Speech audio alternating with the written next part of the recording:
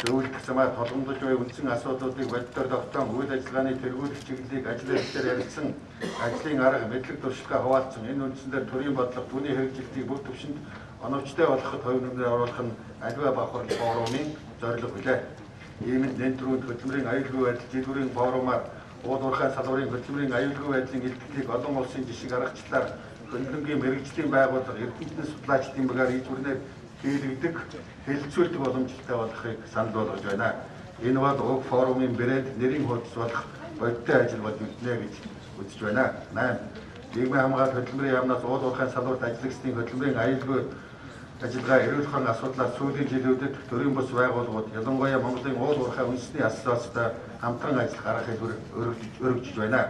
Энэхүү бахард нь өнгөрсөн онд ууд уурхай салбарт ажиллагчдын хөдөлмөрийн аюулгүй байдлын асуудлаар гаргасан зөвлөмжийг хэрэгжүүлэх санал санаачлагын үргэлжлэх тул гарсан ажил хэрэг санал шийдвэрлэх асуудлуудыг судлан үзэж хөдөлмөр нийгмийн зөрчлийн 3 талд 2012-13 оны үндэсний хэлэлцээр хөдөлмөрийн аюулгүй байдал эрүүл ухааны орчныг сайжруулах 2012-аас 16 оны 4 дахь хөтөлбөрт тусган хэрэгжүүлэх боломжтой гэж үзэж байна. За 9-р нь ууд уурхай салбарт хөдөлмөрийн аюулгүй байдал эрүүл ухааны удирдлагын тогтолцоог нэвтрүүлэн төлөвшүүлэх, ууд уурхайд хөдөлмөрийн аюулгүй байдал эрүүл ухааны тухай олон улсын хөдөлмөрийн байгууллагын 176 дугаар конвенцэд Монгол улс нэгдэн орох бэлтгэлийг хангах, салбарын хөдөлмөр хамгааллын мэргэжилтнүүдийн чадхыг бэлжүүлэх хүрээд олон улсын хөдөлмөрийн байгууллагын техникийн тусалцаа дэмжлэгийг авах чиглэлээр нийгмийн хамгаалалт хөдөлмөрийн яам, X-Rail эрчим хүчний яам, Монголын ууд уурхай үндэсний асоциацууд хамтран ажиллах боломжтой. Монголын хөгжлийн тулгуур гэж нэрлэгдэж буй ууд уурхай салбарт аюул осолгүй, бүтээмжтэй, үнэм цайтай зохистой хөдөлмөр эрхлэлтийг хөгжүүлэхийн төлөө хамтран ажиллахыг та бүхэнд уриалж байна. Сайн үйлс дэлгэх болтугай. Анхаарал тавьсан байна. Та бүхний энэ өдрийн амар амгалан айлтгая. За энэ жил Монгол улсад ууд уурхай салбар үүсч өгсөний 90 жилийн ой тохиож байгаа. За энэ 90 жилийн ойн арга хэмжээний хүрээнд зохион байгуулж байгаа нэг арга хэмжээ нь бол энэ өнөөдрийн бидний хүрэлцэнээр зохион байгуулж байгаа энэ арга хэмжээ маа. Тэгэхээр энэ арга хэмжээ 90 жилийн ойн арга хэмжээ бол оны эхнээс төлөвлөгөө гаргаад сайдын тушаалаар энэ зохион байгуулах хороог байгуулаад дэд зүйлийг байгуулад ингээд ажиллаж байгаа. За энэ бол нэлээд эрчимтэй явж байгаа та бүхэн мэдж байгаа mining sector MN гэдэг сайт нээсэн байгаа. Энэ сайт руу орж одоо та бүхэн ууд уурхай салбарт ажиллаж байгаа анхнуудууд маань ажиллаж байгаа хүмүүс маань сэтгэлээ бич одоо ийм боломжтой тэнд сайтын үйл ажиллагаатай танилцах боломжтой. Түүнээс гадна бас ойрын хугацаанд хийхэд төлөвлөж байгаа арга хэмжээнүүд болно. Энэ 4 сарын 9-нд Бороондор хотод Жоншны салбарын өнөөгийн байдал алдуурхай байдал гэсэн ийм сэдвтэй бас семинар зохион байгуулах гэж байна. Түүнээс гадна 4 сарын 26-27-нд Улаанбаатар хотод Mongolia Mining 90 гэсэн ийм олон улсын чуулга уулзалтыг бас зохион байгуулах гэж байна. Энэ дагшин хэлье. За тэгэхээр би өнөөдөр 3 чиглэлээр та бүхэнд мэдээлэл өгье гэж бодож байна. Нэгдүгээрт бол ууд уурхай салбарын аюулгүй байдал, эрүүл ахуйн асуудал, эрх зүйн орчин ямар хөө байдалтай байгаа юм. Ууд уурхай салбарын хөгжлийн байдал өнөөдөр ямар хөө байдалтай байна. Цаашдаа одоо бидний энэ өнөөдрийн ярилцж байгаа сэдвээр хийх ажил зорилтууд ямар хөө төвшөнд байх вэ гэх талаар товч мэдээлэл өгье. За ерөнхийдөө энэ салбарын эрх зүйн орчин мэдээж хэрэг одоо бидний гол мөрдөж ажилладаг ашиг хөдөлмөрийн тухай хууль, газрын хэвлэлийн тухай хууль гэдэг хуулиуд байгаа.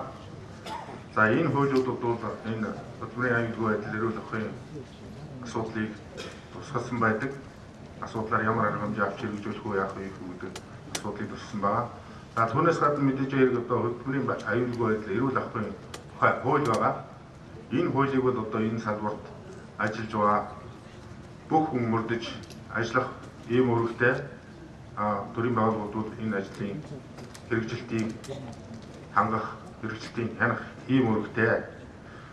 За мөн одоо жилийн одоо үе үеийн засгийн газрын үйл ажиллагааны мөрийн хөтөлбөртүүд энэ зорилтууд бол тодорхой зорилтууд тусгагддаг. 2008-аас 2012 оны засгийн газрын үйл ажиллагааны хөтөлбөрч гэсэн энэ зорилтууд тусгагдсан байгаа. За мөн геолог уулуурхайн салбарыг хөгжүүлэх талаар авах зарим арга хэмжээний тухай гэдэг засгийн газрын 2002 оны 103 дугаар тогтоол байгаа. За энэ тогтоол бас тодорхой зорилтууд зааж тусгасан байгаа. За уул уурхай салбарт одоо мэдээж энэ эрх зүйн орчин бүрдүүлэх тал дээр бол бас нэлээд цааш анхаарах ийм юмнууд тулгарч байгаа. За энэ ямар асуудлыг би ярих гэдэг нөгөө хуваарийн ашиглалтанд олборлогчдын асуудлууд өнөөдөр уул уурхай салбар одоо бидний одоо албан бусдаагаар 30 гаруй мянган хүн тэнд ажиллаж байгаа. Тэгэхээр бол одоо Монголын ард түмний нэг хэсэг тэнд ажиллаж байгаа учраас бид нар тэр улсуудын одоо аюулгүй байдлыг хангаж ажиллах ийм үүрэгтэй төр. Тийм учраас энэ одоо бичил уурхай хөдөлмөрийн одоо хуваарийн ашиглалтанд олборлогчдын аюулгүй байдлыг хангах талаар эрх зүйн орчныг бүрдүүлэх ийм асуудлууд байгаа. За тэгээд манайд өнөөдөр мөрдөж байгаа гол юмнууд бол энэ дүрмүүд байдаг.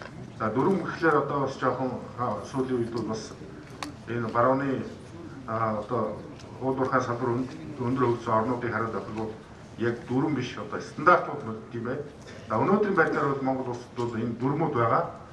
За ил уурхай аюулгүй ажиллагааны дүрм, далд уурхай аюулгүй ажиллагааны дүрм, за баяжуулах үйлдвэрийн аюулгүй ажиллагааны дүрм гэдэг ингээд ерөнхий ийм дүрмүүд байгаа. За түүнээс гадна одоо уул уурхай салбарын бас нэг гол ажил бол дэслэгээний ажил байдаг. Энэ дэслэгээний аюулгүй ажиллагааны ийм дүрм байгаа. Энийг бол бас мөрдөж ажиллаж байгаа. За эрх зүйн орчинд одоо энэ ашиглалтын тухай хуульд одоо ямар асуудал тулгурсан гэхээр энэ 44 дугаар зүйлд нь бол энэ хөдөлмөрийн эрүүл ахуйн нөхцөл аюулгүй ажиллагаа хангах гэдэг ийм заалт тусгагдсан байгаа. За газрын хэмжээний хуульд нь бас энэ бол бүр социализм үед 1988 онд батлагдсан хууль одоо энийг шийдлэх асуудал яригдж одоо ажлын хэсэг гараад ажиллаж байгаа. Энэ дээр бол бас энэ аюулгүй ажиллагаа хангах талын юмнууд нь тусгагдсан байдаг. Энэ ажлыг бол бас энэ дээр юу гэж тусгасан гэхээр энэ газрын хэвлэлийг ашиглах үеийн аюулгүй ажиллагааг хангаж ажиллах ийм юмнууд бол тусгасан байгаа. За энийг би нэг үргэлжлэл уншаад яг. За дэслэгээний аюулгүй ажиллагааны дүрм гэдэг энэ дүрм байж байгаа. Засгийн газар баталж мөрдөж ажилладаг ийм дүрм байгаа.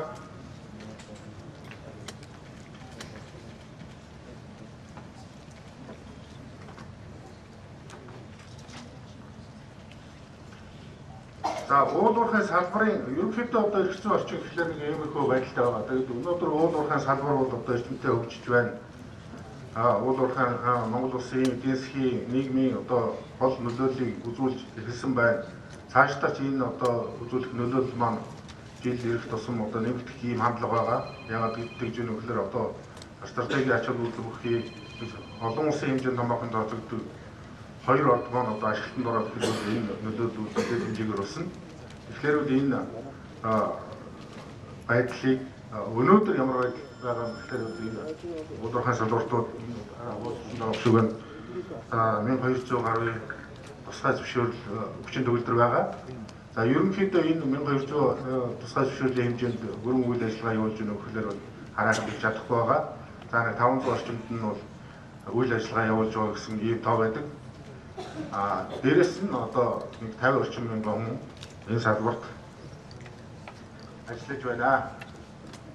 За ер нь бол энэ үйл ажиллагаа явуулж байгаа уурхайнуудын ихэнх нь бол нөгөө барилгын материалын гэж ярьдаг тийм эс хайр одоо тийм тоосгоны хичээл юм иймэрхүү шаврын иймэрхүү үйлдвэрлэлүүд байгаа.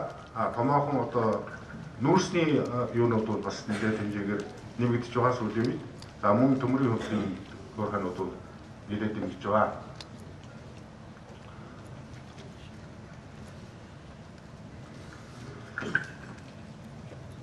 За уул уурхайн салбар одоо ингэж эрчимцснээр бол бас энэ үйлдвэрлэлийн ослын хэмжээ бол одоо бас буурахгүй байна. Буурахгүй байна. Ялангуяа би түрүүнд хэлсэн тэр хуваарийн ашиглалтанд олборлогчдын энэ хүрээнд бол энэ бүр ноцтой гэх байдал ялангуяа энэ далд уурхай, нүүрсний далд уурхай хөдөлмөр эрхэлж байгаа иргэдийн аюулгүй ажиллагааны асуудал бол өндөртэй байгаа. За өнгөрсөн 2011 онд бол уулуурхай хэмжээнд энэ 76 осол гарсан юм байна. Энд бол 80 хүн осолцсон байна. За үүнээс хөдөлмөрийн чадвараа төр алдсан бол 45 хүн байна. Дахиад дутуулсан 4 хүн байна. За 31 хүн амьнасаа алджээ. Энэ бол харамсалтай. Энэ бол нөгөө одоо бидний яриад байдаг нөгөө өөрийн ашигт томпонд олдуулагчдын үйл ажиллагаатай холбоотой асуудал. Томоохон уурхайнуудад бол амьнасаа алдах асуудал бол харьцангуй гайгүй байгаа. За ер нь бол энэ осолт алсан шалтгааныг аваад үзвэл аюулгүй ажиллах арга барилд хангалтгүй суралцсан ийм тохиолдол болох байрыг эзэлж байна. За тэгээд технологийн процесс зөрчсөн, тоног төхөөрөмжийн өвдөрлөгөмтлөөс болсон, өөрхөн механизмын өвдөрлөгөмтлөөс болсон, тээврийн хэрэгслийн өвдөрлөгөмтлөөс болсон мөн одоо уулын цоллын унал, нуралт энэ бол голлох байрыг эзэлж байгаа. За мөн одоо ажлын хугацаа, ажлын байран дээр хэрэгэлдэггүй байдлаас болоод осол гарчээ. За бусад тохиолдол байж. За осод өртөгцсөн хүмүүсийг насны байдлаар авч үзвэл 18-аас 35 насны 50 хүн, 35-аас дээш насны 30 хүн. Ер нь бол уулуурхай салбарын одоо ажиллаж байгаа хүмүүс ихэнх нь залуучууд байдаг учраас энэ залуучуудын өртөх байдал илүү байгаа. Тэрнээс гадна бас залуучууд маань бас энэ асуудлаас жоохон хайн ханж хөдөлмөрийн аюулгүй нөхцөлөө хангах талдаа жоохон аюулгүй байдал хангах талдаа жоохон хангалттай ажиллаж байгаа юм гэсэн юм зүйл байна. За ажилласан жилээр нь авч үзвэл 5 хүртэл жил ажилласан нь 38 хүн байна. Тэгэхээр бас 100 жил ажилласан хүн бас илүү аваар осолд өртөх магадлал нь илүү байгаа юм байна. 5-аас 15 жилд нь 25, 15-аас дээш жил ажилласан 17 хүн 17 нөхөрлөл байна. За осол гарахад нөлөөлөд байгаа хүчин зүйл уулуурхай технологийн гарам зөрчсөн тийм ээ. Хим физик биологийн сөрөг нөлөөлөл эрүүл ахуйн зөвшөөрөх хэмжээ стандарт нормоос хэтрэх ийм асуудлууд байгаа. Ер нь бол уулуурхай үйл ажиллагаа маань эрсдэлтэй ийм үйл ажиллагаа шүү дээ. Тийм учраас энд одоо нөлөөлөл байна. За хортой тесрэх цацраг болон биологийн идэвх байдлыг зөвшөөрлөгөө хэрэглэх, хадгалах зүй усаар харьцах, хий тоосны тесрэлтээс урьдчилан сэргийлэхгүй байгаагаас бас нөлөөлж байна. За барилгын байгууламжийн хийцэн хөдөлмөрийн аюулгүй ажиллагаа эрүүл ахуйн шаардлага хангаагүй зохих дүгнэлт гаргуулж ажиллах зөвшөөрөл авдаггүйгээс болоод ийм зөрчлүүд гардгийг. За машин механизм тоног төхөөрөмжийн ашиглалтын горим зөрчигдсөөс болоод ийм осол гарч байна. За ажилтны шаардлагатай ажлын хувцас нэгүрийн хамгаалах хэрэгслээр хангалтгүй хэрэглэж хэвшээгүй. За энэ бол цэвэр одоо нөгөө байгууллагын асуудал.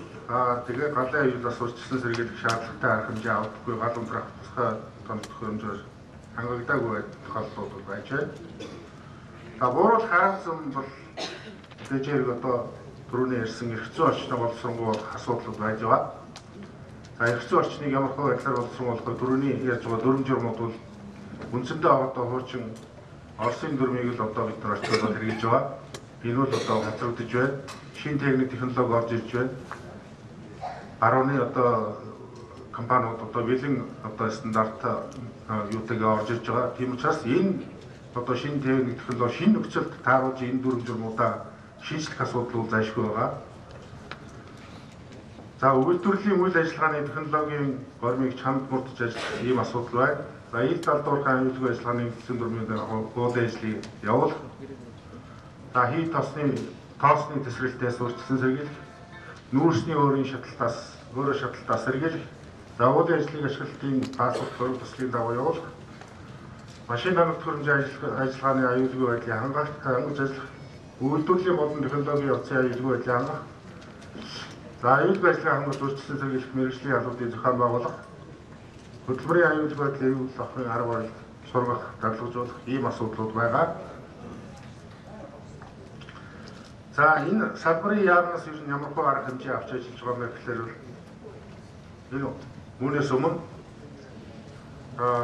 уулуурхай салбарын хөдөлмөрийн аюулгүй байдлын улсын зөвлөгөөн гэж зохион байгуулсан анх удаа Улаанбаатар хотод зохион байгуулсан. Энэ зөвлөгөөнөөс зөвлөмж гарсан.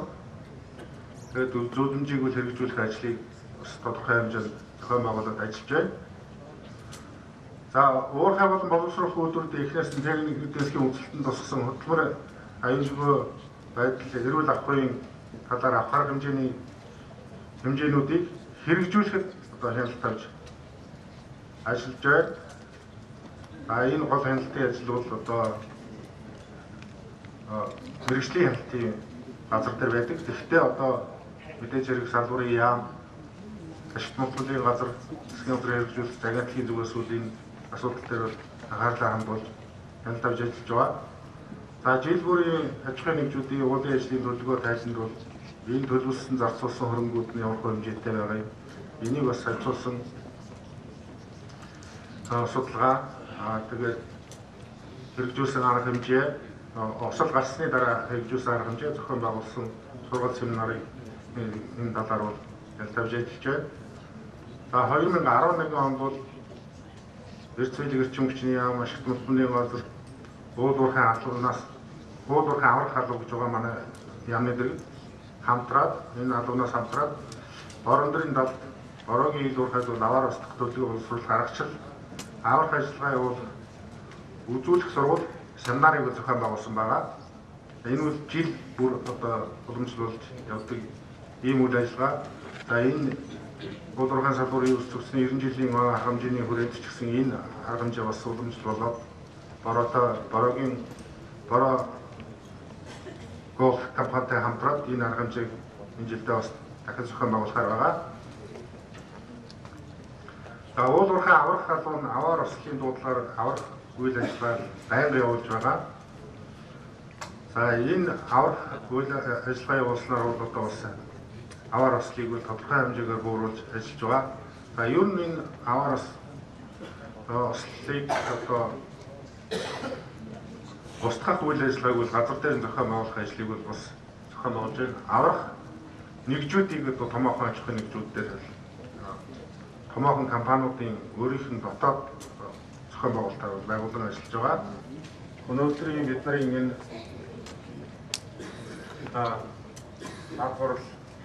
хурлаас бол зөвлөмж гарна гэж ойлгож байгаа. Энэ зөвлөмжтөр бол бас тодорхой арга хэмжээнүүд бас холбогдно.